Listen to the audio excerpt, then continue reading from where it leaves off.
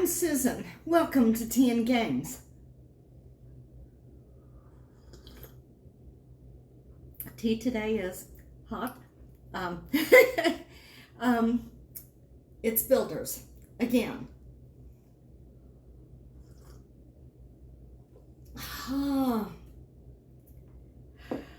Need a good kick in the pants this morning.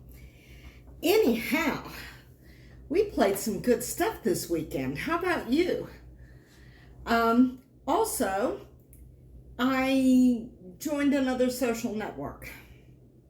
My social network presence is relatively small because I just don't want to mess with it. I mean, I did for a while post like regular, normal, non-board gamey things, and I just got kind of burned out on the whole thing, but I am on BlueSky now.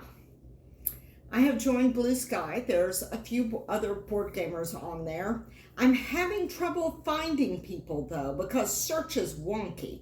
I mean, there are people I know that are on there. I've got their username, and it doesn't matter if I type in their name or their username, they're just never going to come up in search, and I don't know why.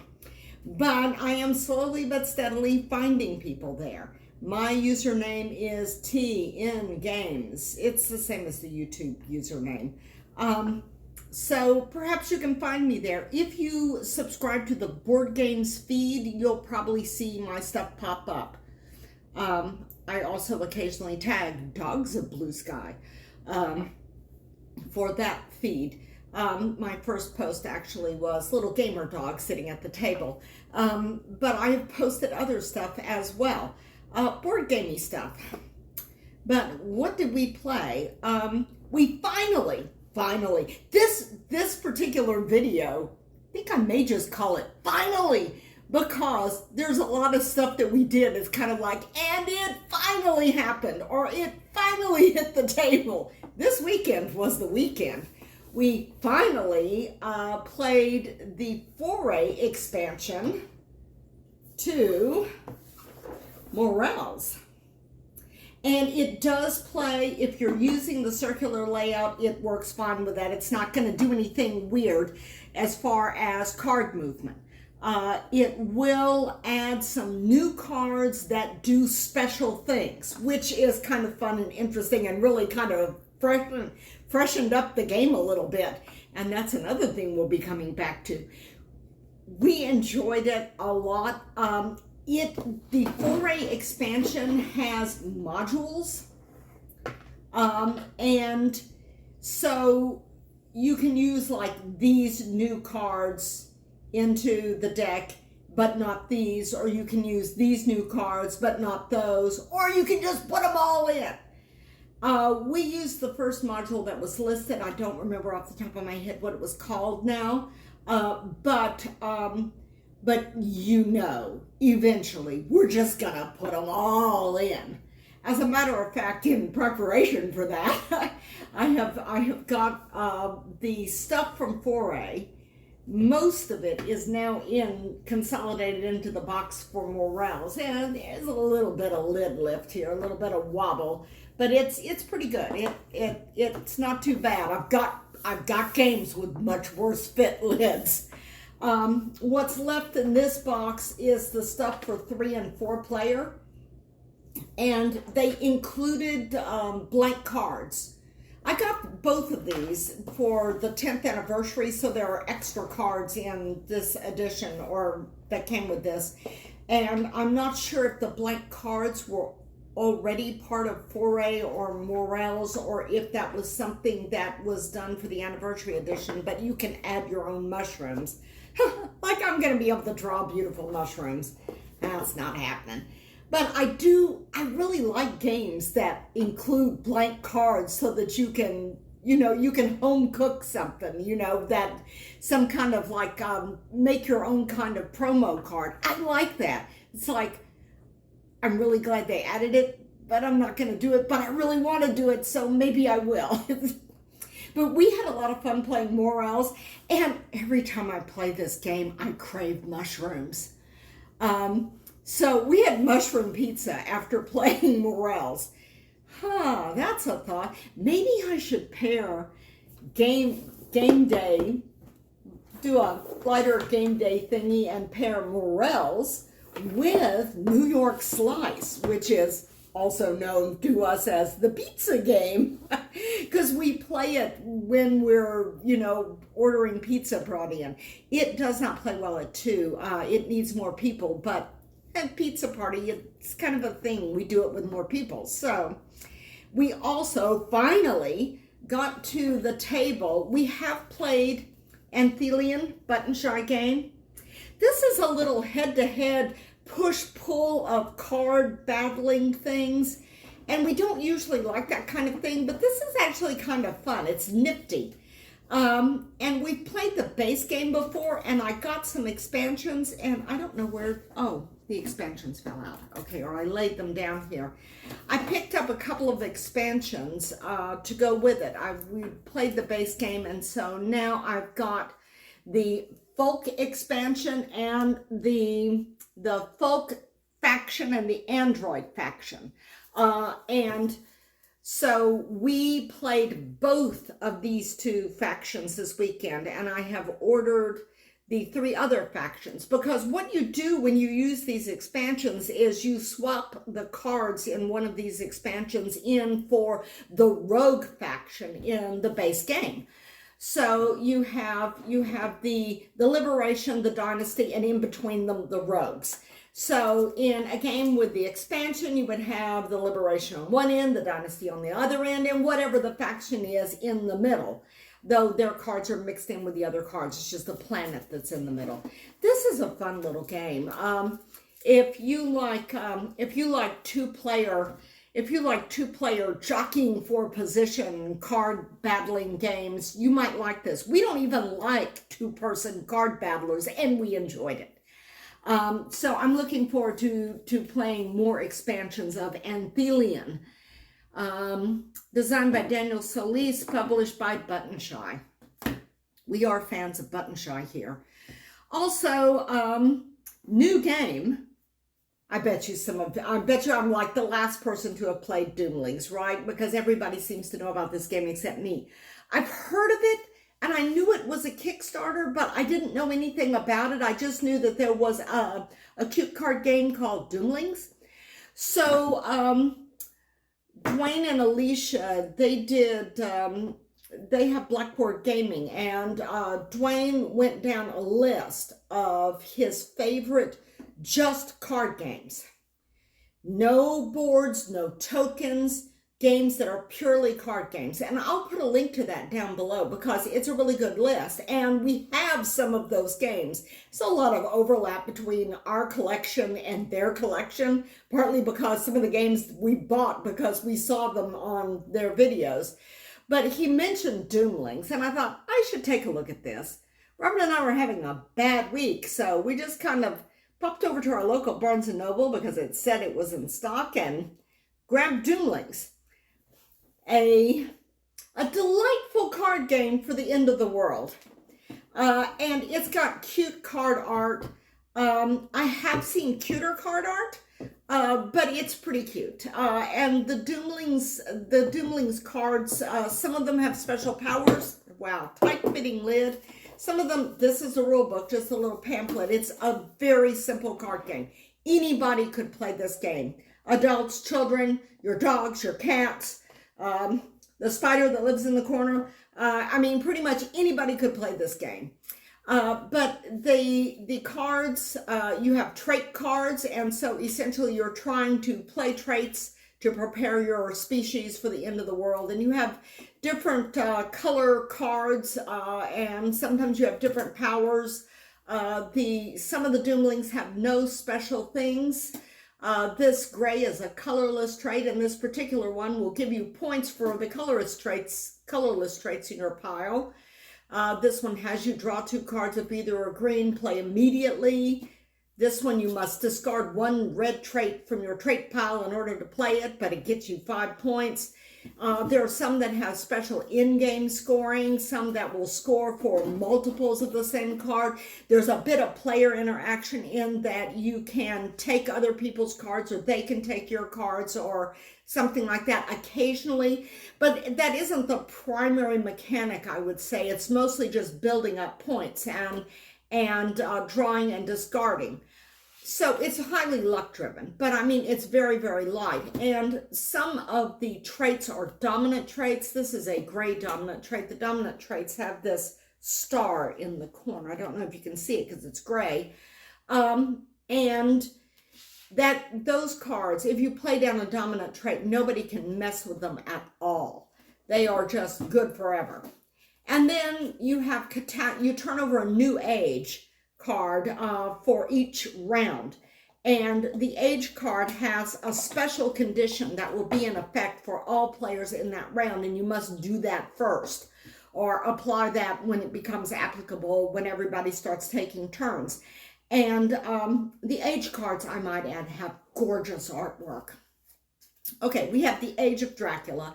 Wow, really? Ice Age, of course. Reforestation, Lunar Retreat. We have the Age of Peace. We have an Alien Terraform Age. Let's see, what else? We have to have an Age of Reason, of course. And Arid Lands. Prosperity. We have Prosperity and Natural Harmony. Some of these have, and these are all, like I said, down at the bottom of them, they'll have things that you do. Some of the things that you do are things that you may not want to do for that age, but that's the way it is. But some of them are just like, great, like you draw 2 cards, you know? And amongst these traits, there is another set of traits. Well, this is the first card called the Birth of Life, but there are other traits that are catastrophes. And roughly 1 in every 3, I think 3 or 4 cards will be a catastrophe. You don't always know when they're coming because you shuffle each little stack of, I think it's 4 cards. It's been a couple of days since we played it. Mega Tsunami. And actually some of the catastrophes are not all that bad, but some of them do. And if the 3rd catastrophe is the end of the world, and you count up all of your points. So yeah, it's pretty simple, and pretty much anybody can play it, and it's a fast, fun card game. The little doomlings on the cards, they have different like little artwork and expressions on their face, and they are kind of adorable. And they have things written in tiny print like, "Bet I'd look good on your wall." This for the one with antlers. And let me see what we've got here. Big Ears says, what? Eloquence. Say the right thing, then stop talking. They all have like little sayings or little comments. And it's like, there's one that says something like, really, what is the point of this card? So yeah, it's kind of cute. It's very humorous. And we have played it a couple of times now. It goes very fast, especially at 2 players, and it will play at 2. It's not one of those fast, fun card games that you need to have the whole crew here or something. No, this will play good at 2. It's fun, it's light. It's one of those kind of games that you can play when you don't even really feel like playing a game and have fun doing it. But the big deal this weekend was, besides getting Doomlings, you know, world ending and all. Let me see if I can set this up here. Well, no.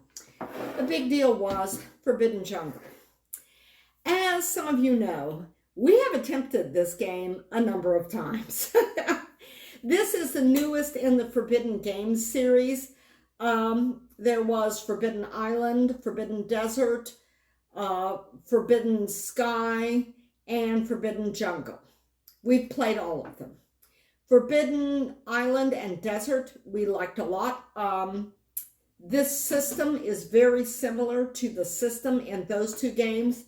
Forbidden Sky was very different in many ways, and the pieces were kind of junk and things didn't work right like they were supposed to, and it was not a good playing experience, and we got rid of the game. A lot of people don't like that game particularly well in terms of the games in the series. It is the only one that is not still in print. This series has been going for a while. I would say Forbidden Island, the first game in the series, if you wanted to sit somebody down and say, okay, let's play a co-op game, I would say that would be a good place to start. We've played it at 2, and only at 2, and on the easy level, it is very easy. You could teach somebody the game, and they wouldn't feel too roughed up by it. Unlike Forbidden Jungle. Okay, we got Forbidden Jungle. We were so excited, a new game in the Forbidden series, and you're trapped on an alien planet and you have to escape. So it's got like a little creature monster things, the little pieces in this, the little creatures are really well done, except the adults will not stand up on their tripod legs, which is a bit annoying. But otherwise you just lay them on the tiles, it's fine. But, and we battled it out for hours. This is supposed to be a 45-minute game. We battled it out for hours and lost because we ran out of webs. If the card turns over for like the threat or the creatures or some game position thing, and you have run out of the components that they call for, then you lose. So we played a couple of games of this in which we ran out of components and lost.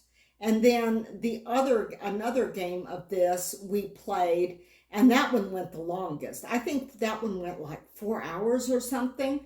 And we were within one move of winning.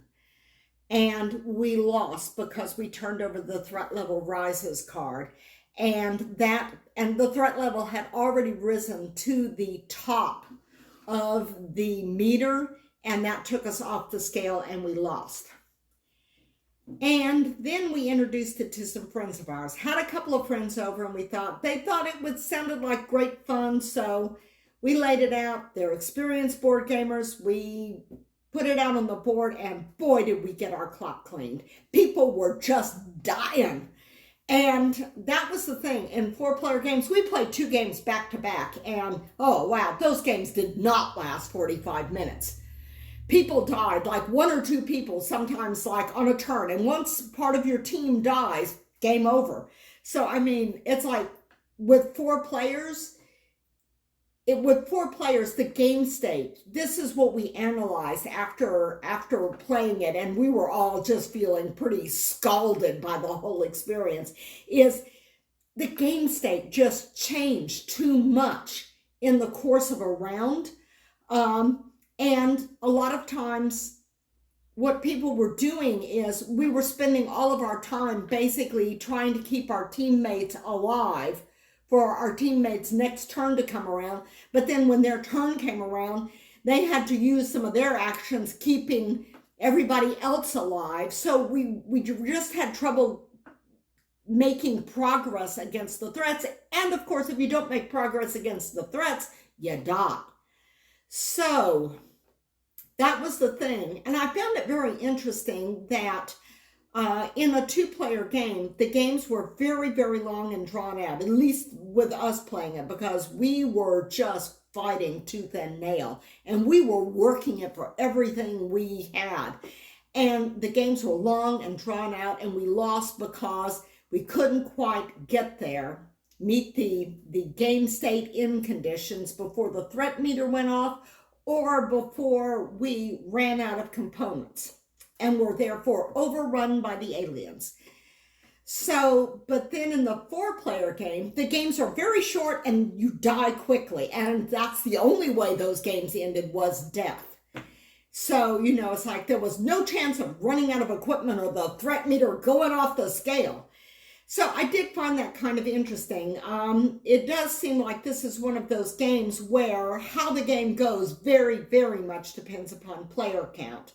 We played this game with the Explorer and the Chemist, and we won. It was our 5th time playing the game. I couldn't believe it. We finally did it. And it only took 2 hours for a 45-minute game. 2 hours, 2 players for a 45-minute game, and we won. We actually did it. We won. The threat level was 4. The max is 5, and there's like a number of levels in the 5 range before you go off the top of the scale. But yeah, we were drawing 4 threats per turn, so that was pretty hairy. It was a very, very tough game, but I cannot tell you how elated we were when we won. And I can say this game is winnable at 2 players. It is. If you get lucky and you make very smart choices and you're playing the right characters for the situation. We played what did I say? I think I said engineering chemist. We played explorer and chemist. Robert always feels like that. My husband, Robert, he's my primary board game partner. He feels like there's always got to be one person that's immune to stings. So that way, that one person can handle those tiles that's got a lot of threats on them. And deal with those things without risking death. And I pulled a gear card, which allowed me to heal 2 stings or do something else. I can't remember, but I held on to it. And sure enough, I got 2 stings, but I had a max of 3, so I just healed it on up and I was fine. And that was near the end of the game, actually. But yeah, the board was an absolute mess. The tiles and everything, the layout was just, but I mean, the one part that had to be organized, the crystals in the portal, it was organized. Actually, we got really close before that, but then we got the collapse card and we lost our portal. So we got within a couple of moves. We were about 2 moves away from 2 turns away from winning when we lost the portal. And so then we had to spend some more turns. There was another portal nearby, but it still took using the configurator a bit and moving things around and dealing with more threats that were coming aboard before we could get the configuration right again. But it was a lot of fun. It was exhausting, but in a good way, because we won. Most of the time, this game is exhausting and not in a good way. But yeah, we did it. We absolutely, totally did it. We do enjoy playing this game, but it is, I think, it's definitely harder than Forbidden Desert and Forbidden Island. Forbidden Island, I would say, is the easiest, and Forbidden Desert kind of builds on that mechanic a little bit. But Forbidden Jungle it's definitely the hardest of the 3 by a long. I mean, we're playing on the easiest level, and it was not easy. But yeah, this was. Robert and I were talking about it later and trying to figure out, is this our toughest co-op? We have a number of co-op games, and I kind of think it is, because the Captain is Dead. Oh man, we got beat up by the Captain is Dead many times. But you see, I think it took us 4 or 5 tries to win the Captain is Dead. I think it was in the same range as this, in terms of how long it took us to log a win on the easiest level. And I didn't start logging games until like a little over a year ago, so I don't actually have logs of some of those Captain is Dead games, but this game feels harder. It feels more punishing than the Captain is Dead. Part of it is, I think the Captain is Dead, it's lightened by the fact that it has a more lighthearted theme and conceit, more lighthearted kind of card things going on.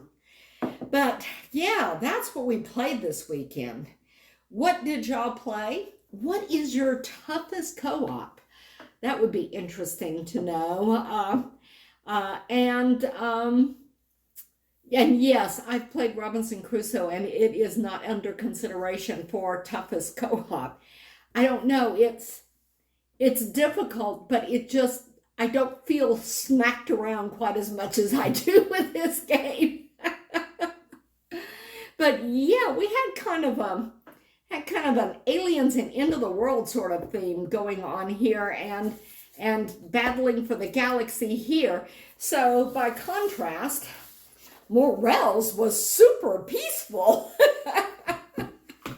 So this is, walking in the forest and picking mushrooms was kind of like our contrast to all of this alien planet and space combat and end of the world stuff.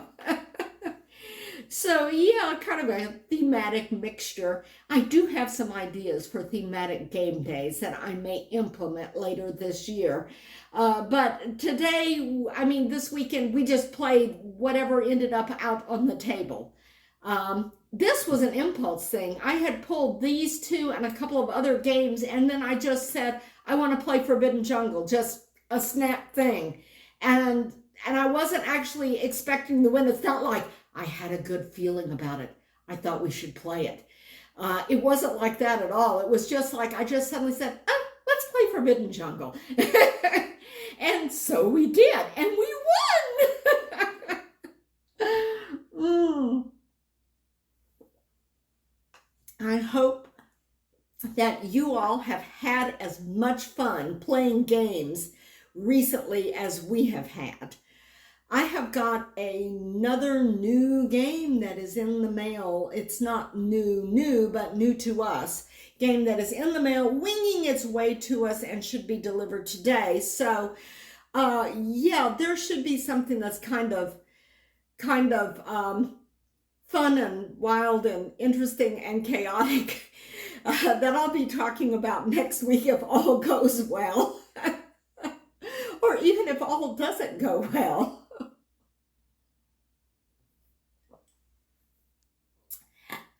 Welcome to new subscribers. Anybody that's fluttered over from BlueSky, hi. And I encourage you to find me on that social network. It's like Twitter was before Twitter went sideways, shall we say. Yeah, so I encourage you to find me there if you wish. I will be posting mostly, I think, board games and Chihuahua, who hangs out at the table with us. She was sitting in my lap when we were playing Anthelian, and she really liked that I got the RoboPet card. I think that's why she stayed with me instead of going over to Robert, because she's very fickle. She will change laps in an instant if she thinks that you're losing. Yes, and I have the photos to prove it. But it's been fun. I will see y'all next time around the table. Y'all have fun playing games. I'll see you out there somewhere. Bye.